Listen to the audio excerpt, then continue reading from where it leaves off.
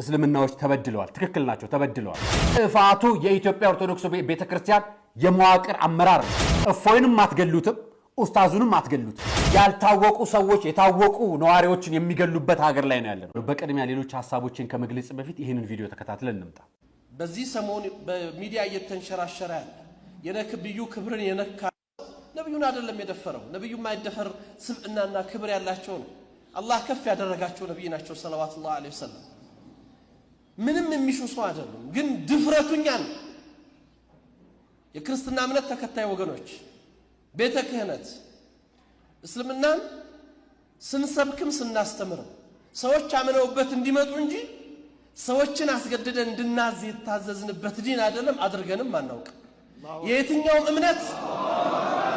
የትኛውም እምነት ክብር እንዲነካ አንፈልግም ያም የታዘዝነው በቁርአን ላይ ነው አላህ የሌሎችን እምነት አትሳደቡ እምነታችሁን ታሰድባላችሁና ጌታችሁን ታሰድባላችሁ ስላለ ይሄንን እናደርግ ሰዎች በአስተምሮት ይጥሩ ይስበኩ አደባባዩን ይቆጣጠሩ ችግር የለብንም ሐቅ ያለው ሜዳው ላይ ይውጣ ነገር ግን የእምነቱን ረምዝ ይሁን የእስልምና ከነፍሳችን በላይ የምንወዳቸው ነብይ አንድ አይደለም 100 ጊዜ ፊዳ የምንሆንላቸው ነብይ መንካት ግን የዚህ ኡማ ክብር መንካት ነው ስለዚህ ዝም እንደማንል ሊያቆት ይገባል እንደ ተቋም እንቅስቃሴ ተጀምሯል እስልምና ጉዳይ ተቋሙ ክስ ይመሰርታል ይሄን ድርጊት ዛሬም ትናንትም በፈጸሙ ሰዎች ላይ የህግ አስከባሪ አካላቶች ሰዎቹ በህግ ቁጥጥር እንዲውሉ አላስፈላጊ ነገር እንዳይደረግ እንዲያደርጉ በህግ ተጠያቂ እንዲሆኑ እንጠይቃለን ህጋዊ ስርዓት ተከትለን እንሄዳለን ይሄን ያነሳሁት እናንተ ወጣቶች ዲናችሁን ስተው ይሄ ነው ማንነታችሁ የሚመጣው እናንተን የሚደፍረው በማንነታችሁ አይቶ ስለዚህ በእናንተ ዘመን ነብዩ መነካት ሞት ነው ይሄንን አስቡት ለሩማት ላይ እነዛን 50 ሩማቶችን ሲያስቀምጧቸው ወስያቸው ምን ነበር በሞት እንኳን ቦታ አትልቀቁ ነው አይደል በሞት በጣም ትክክል ኡስታዝ አህመድዲን እየተናገሩ ያሉት ምንድነው እስልምናዎች ተበድለዋል ትክክል ናቸው ተበድለዋል የተበደሉት እንደዚህ ነው የተበደሉት በጋራ መቆማቸው ነው የተበደሉት የነሱ ሃይማኖት ሳይሆን ሌላው ሃይማኖት መነካቱ ነው አላህ መነካቱ ነው የተበደሉት እነሱ በሌሎች እምነቶች በተለይ በኢትዮጵያ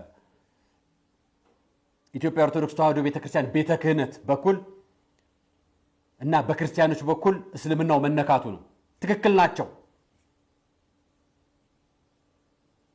ከንግግራቸው ውስጥ ግን እንዲህን አቀርብላችሁ ትክክል ናቸው ያልኩበትን ምክንያት አመጣላችኋለሁ ለምን እንዳሉት ልንገራችሁ እዚህ መካከል ከተናገሩት ውስጥ አላህቸው እነሱ ያከብራሉ እኛ እግዚአብሔርን እናከብራለን እነሱ ነብያቸውን በጣም ያከብራሉ 10 ጊዜ ሞትላቸዋል እኛ 50,000 ጊዜ እንሞትለታለን ለጌታችን ለመድኃኒታችን ኢየሱስ ክርስቶስ እነሱ የሚያመልኩትን አምላክ በራሳቸው እኛ የምናመልከው እግዚአብሔር በራሳችን ሁለታችንም የየራሳችን ኦነት አለ እኛ ክርስቶስም እግዚአብሔርም መላእክቱም ቅዱሳኑም እንዲነኩብን አልፈልግም እነሱም አላህቸውም ነብያቸውም እንዲነኩባቸው አይፈልጉም እውነት ነው ተበድለዋል ይሄ ከተደረገ ተበድለዋል እንደዚህ ከተባሉ ተበድለዋል ይሄ ከጠፋ ተበዳይ ግን የሚጮኸው አለመበደሉን ሲያውቅ ነው በድሎ በራሱ አልበደልኩም ካለ ትዘት ነው የሚሆነው በድሎ በራሱ ላሳያችሁ አንድ እፎይ የሚባል ማህበራዊ ሚዲያ ላይ የወጣ ልጅ አማኝ የሆነ ልጅ መምህር አይደለም የቤተ ክርስቲያን መዋቅር ውስጥ መስተዳድር መዋቅር ውስጥ የለበትም የአንድ ቤተ ክህነት አስተዳዳሪ አይደለም የቤተ ክህነት ሰራተኛ አይደለም በቤተ ክርስቲያን መዋቅር ውስጥ በአዲስ አበባ ሀገረ ስብከት በምስራቅ ሸዋ ሀገረ ስብከት በየትኛውም ሀገረ ስብከት ውስጥ የለበትም እንደ ሀገረ ስብከት አመራር ውስጥ አማኝ ነው አንድ ተራ አማኝ ልክ እንደኔ እኔ እንደማምነው አንድ ተራ አማኝ ማህበራዊ ሚዲያ የሚጠቀም አንድ ግለሰብ ጉዳዩ ማህበራዊ ሚዲያ ላይ እኔ ሐዲሳትንም ቁርአንንም አንበቤ ከእስልምና ወንድሞቼ ጋር በፊት ለፊት ቁጭ ብዬ እነጋገራለሁ አለ ከዚህ በፊት አቀርቤላችሁ አውቃለሁ ከዛሬ 3 ሳምንት በፊት ሳቀርብላችሁ ምን አሉ ያን ሰሞን ያቀርብኩላችሁ ማህበራዊ ሚዲያ ላይ ይገደል የሚል ማህበራዊ ሚዲያ ላይ የተወሰነ ጭምጭምታ ወጣ እንዲህ የሚባል ነገር የለም ሐሳብ ክርክር ካልፈለጋችሁ አትቅረቡ ከፈለጋችሁ ደግሞ ክርክሩ ላይ የምትመጡት ደግሞ ቢውና አግባብ ባለው ሁኔታ ብቻ መሆን አለበት ምክንያቱም እንደ እምነት አስተምሮ ማንንም ሰው ለምሳሌ ላሳያችሁ። አህመዲን ጀበል 300 የኢየሱስ ጥያቄዎች የሚል መጽሐፍ አስተምሯል 2012 ላይ። እሱ አላሁ ነው ነብዩ ነው ወይንስ ኢየሱስ ነው የሱ አምላክ? ጥያቄ ያነሳው ግን ስለ እንትና ነው አይደለም፣ ስለ ኢየሱስ ነው አይደለም። ይሄንንም ልክ እንደ አህመዲን ጀበል ነው የማይሆን።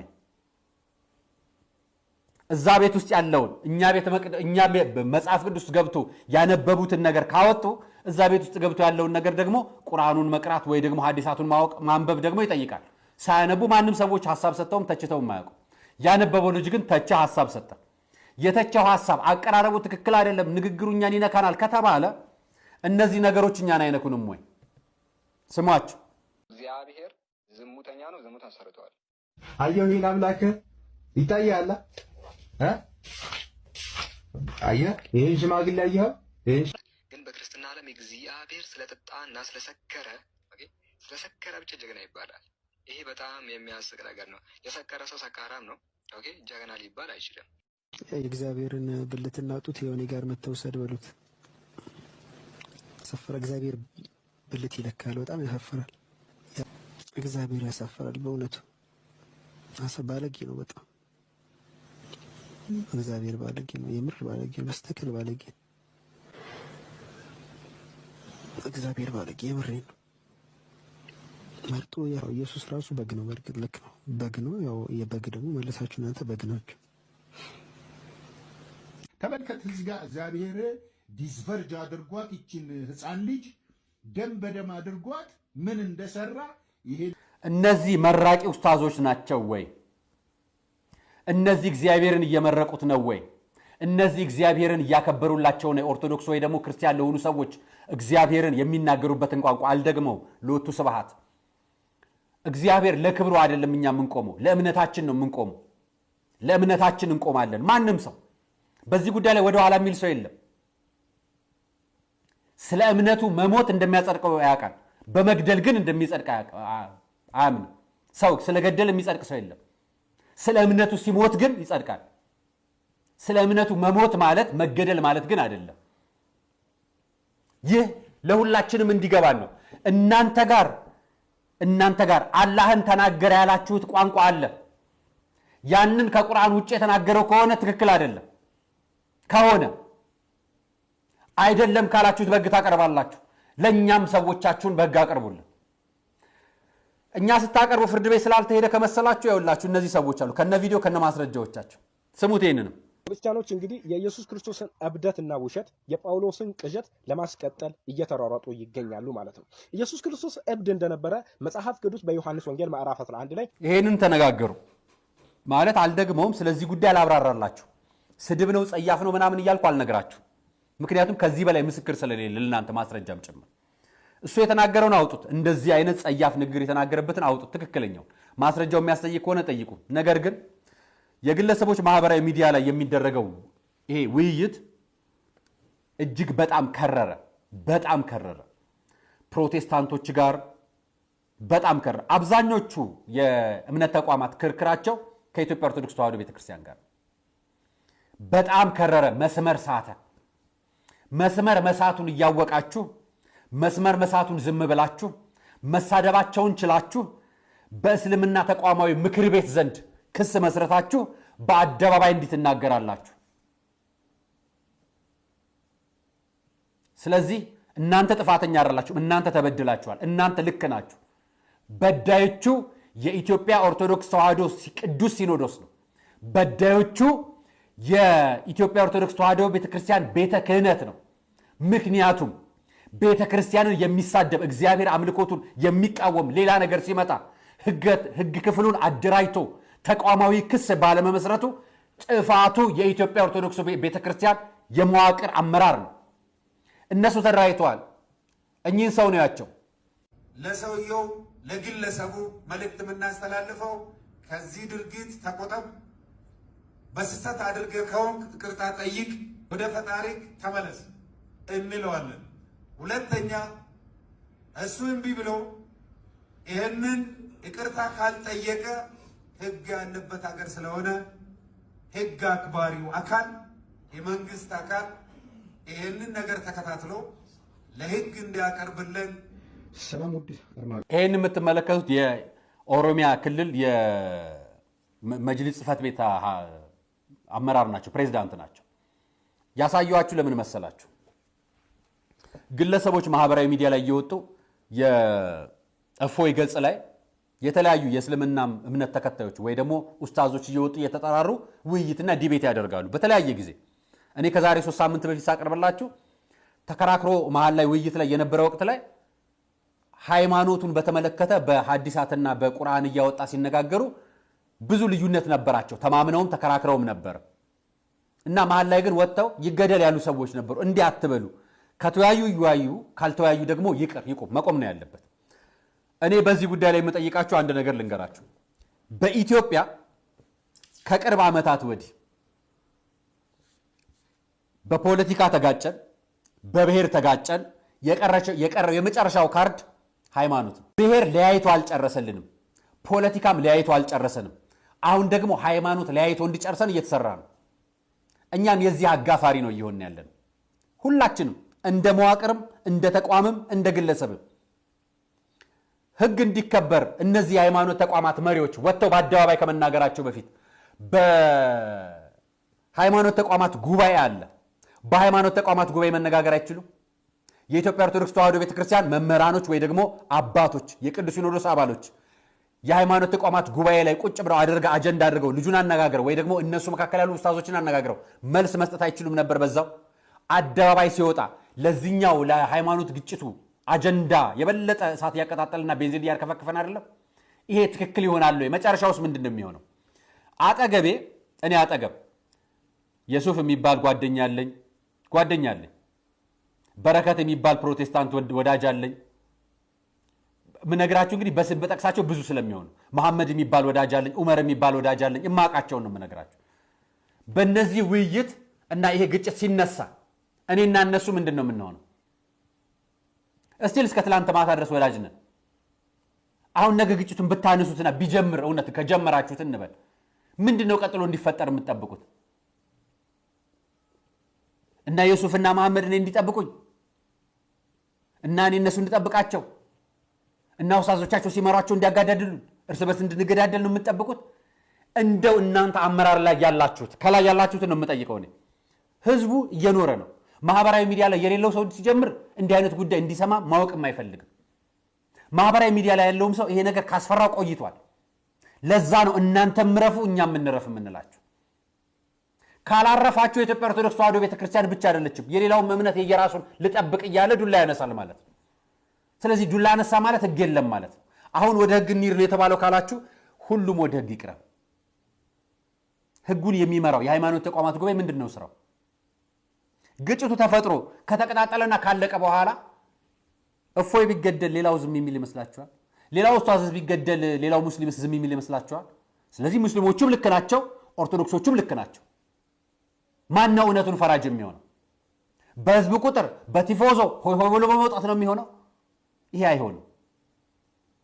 እፎይንም አትገሉትም፣ ኡስታዙንም አትገሉትም። ማንም ማንንም አይገልም። የሃይማኖት አባቶች በተለይ የኢትዮጵያ ኦርቶዶክስ ተዋሕዶ ቤተክርስቲያን የሃይማኖት አባቶች በአስቸኳይ መግለጫ ልታወጡ ይገባል። ልጆቻችሁ እየተቆጡ ነው፣ እናንተ መግለጫ ልታወጡ ይገባል። እያያችሁት ነው እሳቱን፣ ልታወጡ መግለጫ ይገባል። ዝም እያላችሁ ያላችሁ የሃይማኖት ተቋማት አባቶችም ከዚህ በኋላ ይበቃችኋል። በቤተ ክርስቲያን ስም በመስጊድ ስም ሰው መገዳደል የለበት። ማንም ማንን መግደል የለበት። መግደል ያጸድቃል ከተባለ ለሃይማኖት መሞትም ያጸድቃል። ለሃይማኖት መሞት ያጸድቃል ማለት ሄዶ መገደል ብቻ አይደለም። ስለ ሃይማኖት መስዋዕት መሆን ሄዶ ያጸድቃል። ስለዚህ በዛኛው ቤት መግደል ከተባለ በዚህኛው ቤት መስዋዕት ማለት እኩል ነው ቃላቸው፣ ትርጉማቸው። ስለዚህ እናንተ ቁጭ ብላችሁ የሚገዳደሉ ሰዎች ልታዩ ነው ከላይ ቁጭ ብላችሁ። ይሄ ጥፋት ነው። ይሄ በቀል ነው። ይሄ ሁሉም ህዝብ ቁስል አለበት። ኑሮ አቁስሎታል። የሃይማኖት አቁስል። እስቲ ላሳያችሁኝን አባት ተመልከቷቸው። እጅግ በጣም ያሳዝናል። በትግራይ ክልል በቤተ ክርስቲያን ውስጥ በተፈጸመ ጥቃትም 5 ሰዎች መገደላቸው ተሰምቷል። የትግራይ ክልል ኮሚኒኬሽን ቢሮ እንደገለጸው ከሆነም እኚህ የምታያቸው ሰውዬ፣ እኚህ የምታያቸው አባት ማን እንደሚባሉ ልንገራችሁ። ሁላችሁም ታውቃላችሁ። በራያ አላማጣ ኪዳነ ምሕረት ማንነታቸው ያልታወቁ ታጣቂ ሰዎች በመምህርነት የሚያገለግሉትን መሪጌታ ገብረመድህን ትኩየን የተባሉ አይነ ስውር ካህንና 4 ልጆቻቸውን ገለዋቸዋል። ያልታወቁ ሰዎች የታወቁ ነዋሪዎችን የሚገሉበት ሀገር ላይ ነው ያለነው። ይሄን ያሳየዋችሁ ያለ ምክንያት አይደለም። ስንት ያልታወቁ ሰዎች የታወቁ ካህናትን ገደሏቸው። ስንት ያልታወቁ ታጣቂዎች፣ ስንት የታወቁ መምህራነ ወንጌልን ቤተ መቅደስ ውስጥ ካህናቶችን አዲስ አበባ ዙሪያ እዚሁ ሰፈር አካባቢ ላይ በድንጋይ ቀጥቀጣው የገደሉት ካህንን አልሰማችሁ? ኦርቶዶክሳውያን ውስጣችን የታመቀ ቁጣ አለብን። እወቁት። ቁጣ አለብን ማለት ግን እስልምናውን ሄደን እንተንኩስ፣ ሄደን ሃይማኖታቸውን እንዋጋ አይደለም የምንለው። ይሄ ጥፋት ነው፣ ትክክል አይደለም። ሃይማኖታቸውን በራሳቸው እምነት ልናከብርላቸው ግዴታ አለብን። ግዴታ፣ ውዴታ አይደለም፣ ግዴታ አለብን። እነሱም ታዲያ የኛን ሃይማኖት ስርዓት የማክበር ግዴታ አለባቸው። ውዴታ አይደለም፣ ግዴታ። ያንተን ግዴታ ሳትወጣ የኔ ግዴታ ይወጣልኝ ብሎ ግን ዛቻ መናገር ሌላውን ለጦርነት መጋበዝ።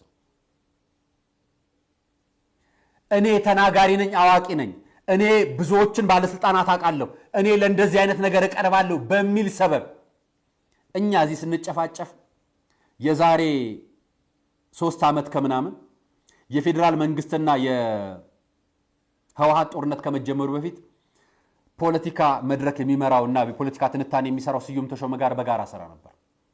በጣም ከማረሰው አንዱ ነገር መካከል የ56 የአውሮፓ ህብረት ስብሰባ ላይ የዴንማርኳ ሴትዮ ያቀረበችው ንግግር ነበር ያቀረበልኝ ያን ጊዜ ትዝ ይለኛል።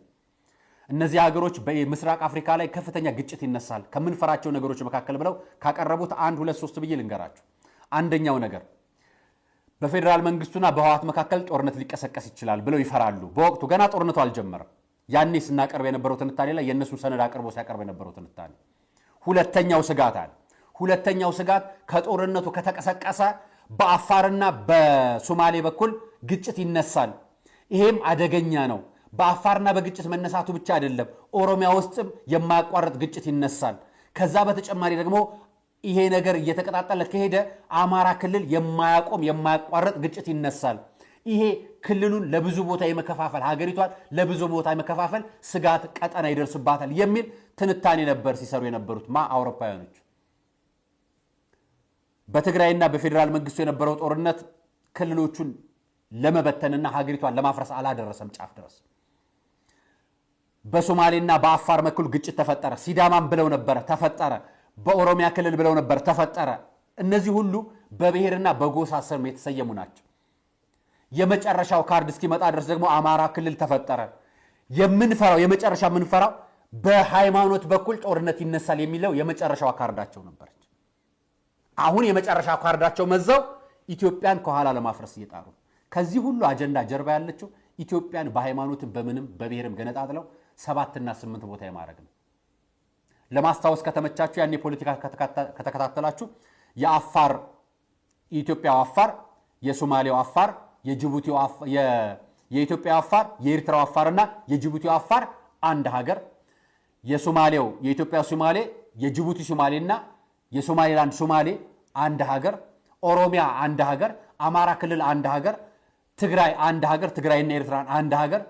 በዚህ ከደቡብ ሱዳን የሚወስዳቸው ሀገራት መካከል ደግሞ እነ ቤኒሻንጉልና አሶሳን አካባቢ ወደ ደቡብ ሱዳንና ወደ ላይ ሀገር አድርገው ወደ አንድ ሀገር ሊወስዷት፣ ኬንያም የሚደርሳት ድርሻ አለ። እንዲህ ተብሎ የተከፋፈለ ነበር አውሮፓ ህብረት ያጸናው። ከዚህ ውጤት ጋር ነው የማየው አሁን ካለው ግጭት ጋር ማን አነሳ? የሃይማኖት ክርክር ጀመረ፣ እየከረረ ሄደ። እየከረረ ሲሄድ አሁን ከተጀመረ ጀምሮ የቆመ ነገር የለም። ይሄ ካልመጣ ተባለ፣ ይሄ ካልመጣ ተባለ። ኡስታዝ አቡበከር የእስልምና ምክር ቤት ጸሐፊ ነው፣ አመራር ነው እዛ ውስጥ። የኮሚኒኬሽን ኃላፊው ደግሞ እዛ የምታውቁት በእስልምና ምክር ቤት ውስጥ በስልጤ አካባቢ ለሚፈጠሩ ግጭቶች ዋና ተጠያቂ ነው ተብሎ የሚቀሰቀስና በዛ የሚነገርለት ነው። ግን ሹመት አግኝቷል። ከምታውቃቸው መካከል ደግሞ እነ መጽሐፍ የጻፈው አህመዲን ጀበል የጠቅላይ ሚኒስትር ጽሕፈት ቤት አማካሪ ነው፣ ማህበራዊ ጉዳዮች አማካሪ ነው። እነዚህ የምታያቸው ነገሮች በሙሉ የዚህ ጉዳዮች አንደኛ አንቀሳቃሽ ናቸው፣ ወይ ደግሞ የዚህ ጉዳይ ጥያቄ አቅራቢ ናቸው፣ ቅሬታ አቅራቢ ማለት ናቸው። ቅድም ኡስታዝ አቡበከር እንዳለው በጣም ምርጥ ንግግር ነው የተናገረው። የኛ ቁርአን የሚያዘው ስለ ራሳችሁ በትህትና ስበኩ፣ የሌሎችን ሃይማኖት አትናገሩ፣ ከተናገራችሁ የእናንተ ሃይማኖት ይነካልና የሚል ቁርአናችን ላይ አለ ብለው ለሃይማኖት ለኢትዮጵያ ኦርቶዶክስ ተዋሕዶ ቤተክርስቲያን ቤተ ክህነት ተናገረ። የኢትዮጵያ ኦርቶዶክስ ተዋሕዶ ቤተክርስቲያን የመጽሐፍ ቅዱስ አስተምሯችንም እንኳን አይደለም ሃይማኖት ብለው ያዙት ቀርቶ ጣዖት ብለው የሚያመልኩት ሃይማኖት ካላቸው አትዛለፉ፣ አትሳደቡ፣ በትህትና አስተምሯቸው የሚል ነው የኦርቶዶክስ አስተምሮ ያለው። ከዛ ውጭ የተሄደ ነገር ካለ በስርዓትና በግ ይጠየቃል ማንኛውም ነገር። በተረፈ እንገለዋለን፣ እንገላታለን፣ እንገለዋለን ሼኩንም፣ እንገለዋለን እፎይንም፣ እንገለዋለን ቄሱንም፣ እንገለዋለን ሼኩንም አይባልም። ያ ያስኬድም። ስለዚህ ሁላችንም ያለንበት ሁኔታ ከፖለቲካውም አንፃር ያኔ መጀመሪያ ከተጀመረው ህወሓት ጦርነት ከመጀመሪያው በፊት ከተጀመረው ፖለቲካ አንፃር አሁን ካለንበት ውጥንቅጥ አንፃር አባቶች ወጣችሁ ጉዳዩን መፍትሄ ብታበጁለት። ምክንያቱም መፍትሄ ያለው የእስልምና ምክር ቤት አባቶችም የኦርቶዶክስ ተዋሕዶ ቤተክርስቲያን አባቶችም እናንተ እጅ ዘንድ ነው ያለው። ስለዚህ እዚህ ታች ያሉ ምዕመኖቻችሁ እናንተን ይሰማችኋል፣ ሁላችንም እንሰማችኋለን። ስንሰማችሁ እናንተ የሰከነ አድርጋችሁ በሁለቱንም በሚያስተካክል መልኩ እነዚህ ማህበራዊ ሚዲያ ላይ የወጡትን ግለቶች በሚያስተካክል መልኩ አድርጓቸው። አለበለዚያ ነገ ከጠፋ በኋላ እሳቱን ማቀጣጠል ማብረር ካቃታችሁ በኋላ ይሆናል የምትመጡት። ጋታልኝ ለዛ ነው ፕሮግራም የሰራውላችሁ። አርአያ መካሻ ነኝ። ሁላችሁም በያላችሁት በተለይ እስልምናም ላላችሁ ወንድሞቼም ክርስትና ውስጥም ላላችሁ ወንድሞቼም አሁን ሰከንድ የምንልበት ወቅት መሆን መቻል አለበት። በሀገራችን ጀርባ የተወረወረው ጅራፍ በሃይማኖት ተቋማችን ውስጥ ገብቶ እኛን እያባላን መሆኑ ነው እየታየኛለሁ። ስለዚህ ይህን ነገር የማይጠበቅብናል። እኔ እንደ እምነት የራሴን ነገር አጠብቃለሁ፣ አከብራለሁ፣ አስከብራለሁም የራሴን። እናንተም የራሳችሁን ጠብቁ፣ አክብሩ፣ አስከብሩም ጭምር። ስለዚህ በዛ መንገድ ሰከን ማለት ይጠበቅብናል ብዬ አምናለሁ። አባቶች የእናንተን መግለጫ ዛሬ እስከ ማታ ድረስ መስማት እፈልጋለሁ በተቻለ አቅም።